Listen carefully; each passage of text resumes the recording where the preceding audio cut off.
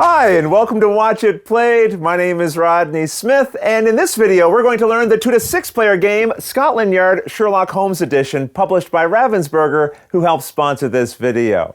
Here, you're teaming up with Sherlock Holmes in pursuit of the master criminal Professor Moriarty, who evades police roaming the streets of Victorian London. In this edition, you can play with new rules that provide extra gameplay twists, or follow the included rules for the classic Scotland Yard game. In this video, I'm going to teach the new Sherlock Holmes rules, and at the end give you a summary of the rules for the classic format. So join me at the table, and let's learn how to play. To set up, place the game board in the center of the play area. Near the board, create a general supply of what are known as the carriage, tram, and underground tokens, as well as the black and double move tokens, which I've put into some trays that I have. You now need one person to take on the role of Moriarty. This player will be working against all the others, so it's a good idea to pick someone with experience. But you don't get experience without trying, so you can also just pick someone randomly if you want. The Moriarty player now collects this player board with the side face up that shows this Sherlock symbol here, and they also take this travel log, gold-topped mover, and included pencil. They then set this travel log strip so it covers this far right column. Now this log comes with paper included, but if you ever run out, just replace them with some of your own cut to size. The Moriarty player also collects one black and one double move ticket from the supply, adding them to the related spaces of their player board. They also take these crime scene cards, which have this back, give them a good shuffle, and then draw 3 of them randomly, returning the rest to the box. Moriarty can look at these at any time, but must keep them a secret from the other players. Speaking of which, all of the other players at the table will be taking on the roles of the detectives. Each will take a detective board and matching colored mover. But in a 2-player game, the single player who's facing off against Moriarty will control 2 of the boards and those matching movers. You can pick any characters you like, but they do recommend having Sherlock Holmes and Dr. Watson among the chosen selections. Each detective now flips their player board to the side showing a Sherlock symbol here and collects 4 underground, 7 tram, and 10 carriage tickets, which they set onto the matching spaces for them on their player board. In a game with 4 or 5 detectives, each collects 1 chip matching their character's color and sets it here. With 2 or 3 detectives, you collect 2 chips instead, and we'll assume we have 3 detectives in this video. If you have 2 detectives, take 2 of the remaining movers and place one of these rings around each. These become bobbies that will help the detectives during the game. If you have 3 detectives, as we do here, you'll only use a single bobby. Now find and shuffle these starting position tiles into 2 groups labeled D and M. Each detective draws and reveals a D tile, which will show the numbered space that their mover will begin the game on. You also draw and reveal one of these for each bobby in your game as well. The board is covered in numbered spaces that go from 1 to 199, and these are roughly ordered in rows going from left to right until you get to the bottom. So the detective that drew 123 would place their mover here. It might look something like this when you're done, and then you return all of the D-labeled tiles back to the box. Now Moriarty draws a tile from the M pile, but doesn't reveal it, at least not to the detectives. Moriarty secretly examines the 2 numbers that it shows and picks one of them as their starting space. Perhaps they decide on 172. They don't reveal the value, instead they set the token face down and return the rest of the M tokens to a face down supply for possible use later. And unlike the detectives, they do not set their mover on the board. When the Moriarty player is looking at the board, it's important no one sees where they might be looking. So the game comes with this visor they can wear to examine the board easily without giving anything away. And as fun as it might be to wear this throughout the video, we'll just set it aside. And that's the setup. In Scotland Yard Sherlock Holmes Edition, the Moriarty player will use various modes of transportation to move around London, mostly unseen, secretly recording their moves on their travel log. All the detectives will be using the few clues they have, their powers of deduction, and a few other tricks to try and catch Moriarty before the game is over. The game is played over a series of rounds, and in each round, Moriarty makes a move first, often in secret, and then after each detective and Bobby makes a move in any order they like. So let's start by learning the general rules for movement, and since most of Moriarty's movement is done in secret, we'll use a detective piece for our example. Each numbered space of the board represents a station where a player's piece can be set, and these will show between 1 to 3 colors that represent the different modes of transportation. Orange for carriage stations, turquoise for trams, and purple for underground stations. For a detective to move, they must spend a ticket matching at least one color on their space, and then follow a matching colored line from that space, stopping at the first station that also shows that color. For example, by spending an orange carriage ticket, this detective could move to 122 or 137, 148, 149, or 124. If the detective at this space used a tram ticket, they would instead move to either 122, 144, 165, or 124. You'll notice when moving, you must pass through any station along the line that doesn't match your ticket's color and must stop on the first station that does match. So again, using a tram ticket, if I followed this turquoise line, I would have to go all the way through these stations and stop here because this is the first station that also shows the turquoise color. You'll notice that a purple underground line goes through the space I started from. But I couldn't use a purple ticket to move from here because this is not a purple underground station. However, if I started my move on station 163, this does show purple, so now I could spend a purple ticket to travel the underground and go from here all the way to 111 or all the way to 153. Anytime you spend a ticket, you remove it from your board and place it back in the general supply. And if a detective doesn't have a ticket to spend, they can't use that mode of transportation anymore. With Moriarty, moving is a little different, as we'll see. But since we now know the general rules for movement, let's learn how a round of the game is played. And remember, Moriarty always moves first. His piece isn't on the board. Instead, this player simply knows at the start of the game they're on the space that they picked from the starting tile they collected. In this case, they chose 172. Remember, the Moriarty player keeps this private. But when that player moves, they secretly pick a station they could legally travel to following the rules we saw earlier. They're currently on station 172, which only shows orange. So they must move to the next connected station following an orange line, either 159, 128, or 187. Let's say they choose 187. Instead of spending a ticket, they take the ticket they would need to use for the move from the supply. Then they secretly write the station they move to in the lowest numbered space of their travel log. So a 187 goes here. After, they cover that spot with the ticket they took to get there. The travel log is kept in a visible location for the detectives to be able to see. They don't know where Moriarty moved to, but they know a carriage was used because they can see the ticket on the log. The important thing to understand is that Moriarty cannot choose to move into a space with an opponent, because as soon as Moriarty and a detective, or Bobby, are in the same space, the game ends and the detectives win. If things go poorly for Moriarty, for example, if they were secretly hiding here, they may find themselves in a situation where no matter where they would move, they'd end up in a space with an opponent. In a case like that, they must declare they're trapped and the detectives win. Let's pretend we had a situation where Moriarty was on 153 and on their turn decided to use the underground to go to space 140. This is fine. Your line can pass through another piece while traveling. You just can't end your move in a space with a piece. Either way, after Moriarty logs their move, the detectives and Bobbies each perform a move in any order they like. And as we know, when the detective moves, they spend a ticket matching the mode of transportation that they want to use from their station, going to the next related spot. This means their moves are always public and require a ticket. Once a detective runs out of a certain type of ticket, they can't use that mode of transportation for the rest of the game. However, if they have a valid move, they must take it. They can't choose to pass. There are a couple of exceptions. Detectives and Bobbies can't be in the same space together, so in a situation like this, the detective here can't legally move or they'd end up in a space with another piece, so they'd have to pass for that turn.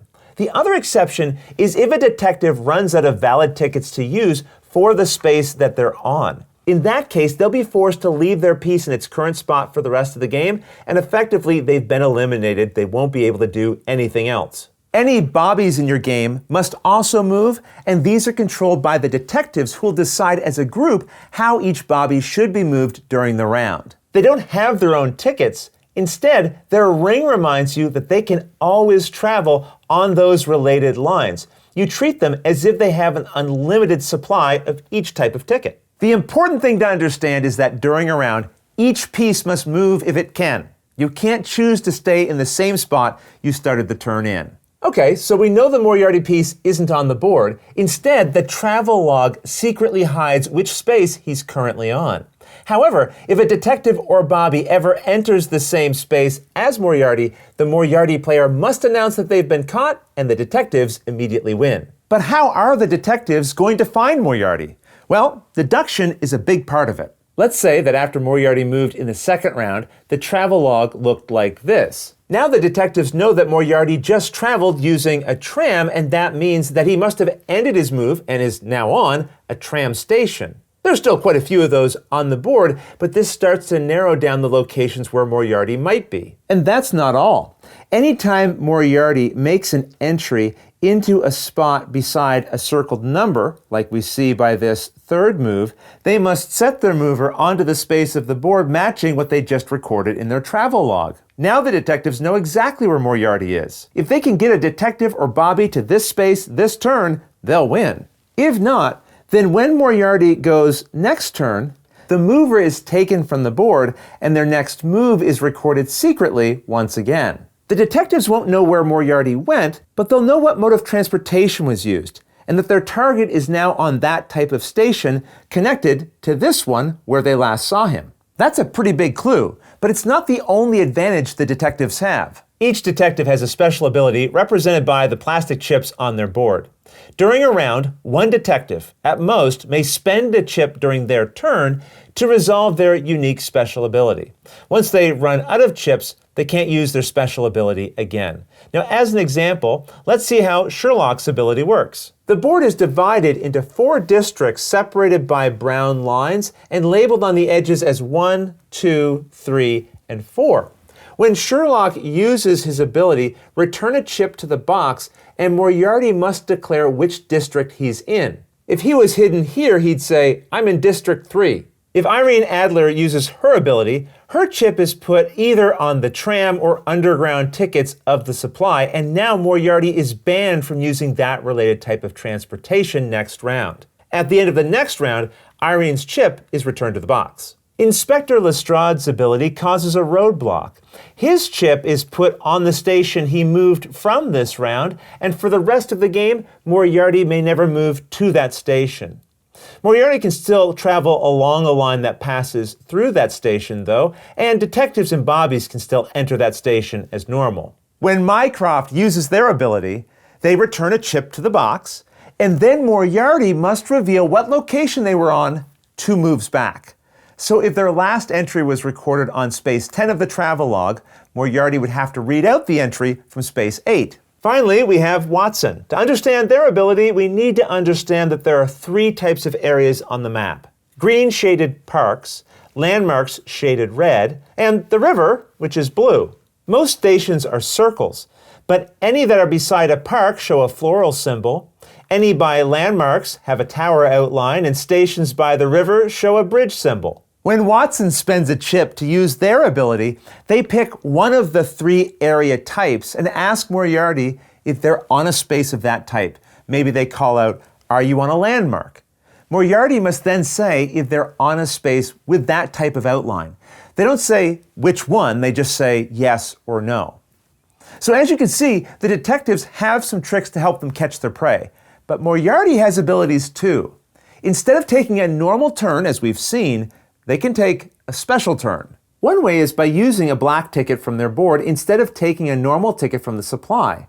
This can count as any one of the 3 forms of transportation, but because it doesn't show a color, the detectives won't know what type was used.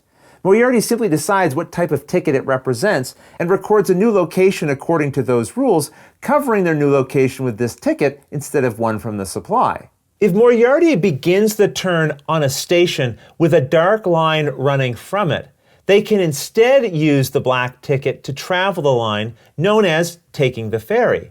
They'll then arrive at the connected spot. Now, they don't say that they took the ferry, they just mark the destination value and cover it on the travel log with their black ticket. But now the detectives know Moriarty might have taken the ferry.